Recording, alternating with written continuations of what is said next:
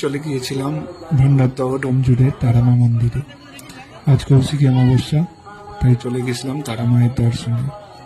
প্রথমে ওখানে গেলাম, গিয়ে দেখলাম প্রচণ্ড ভিড়। তো ঢুকতে আমাদের একটু অসুবিধা হচ্ছিল। আমাদের বলছি কেন, আমার সঙ্গে আমার এক বন্ধুও গিয়েছিল।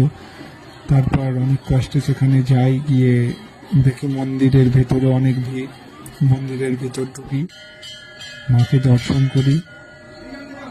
করি জয়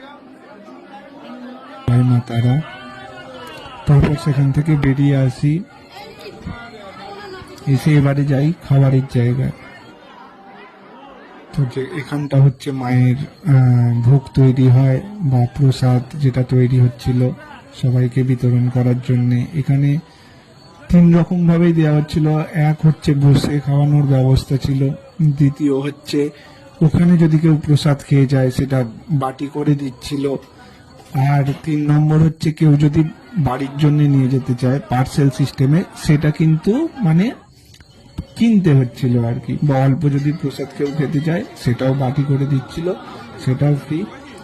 ওখান থেকে চলে গেলাম আমরা, প্রসাদ যেখানে দিচ্ছিল আমি বাটিতে একটু নিলাম, মায়ের প্রসাদ খেলাম। খেয়ে এবার আমরা যাচ্ছি যজ্ঞ দেখতে। যজ্ঞটাই হচ্ছে মেন আকর্ষণ এখানের, এই জন্যেই আমি এসেছি। কিছু বছর আগেও এই যজ্ঞটা চিতার ওপর হতো, শ্মশানে চিতার ওপর হতো।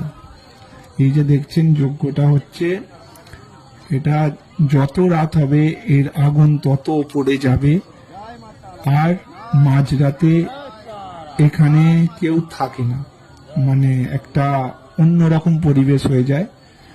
তো এখানে একটা শ্মশান জাগানোরও ব্যাপার আছে, সেটাও হয়। যারা দেখতে চান বা এই বিষয়ে যাদের ইন্টারেস্ট আছে তারা অবশ্যই আসবেন, এসে একটু রাত্রি জেগে দেখবেন। আমি তো সারা রাত থাকতে পারবো না, কেননা আমি রাত্রিরে বাইরে থাকা ছেড়ে দিয়েছি, তাই আমি ফিরে যাচ্ছি।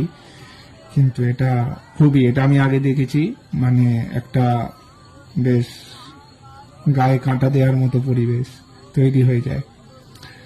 এটা কিন্তু খুব একটা সহজ ব্যাপার না।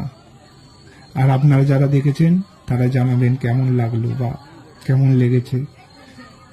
দেখা হচ্ছে পরের ভিডিওতে। টাটা।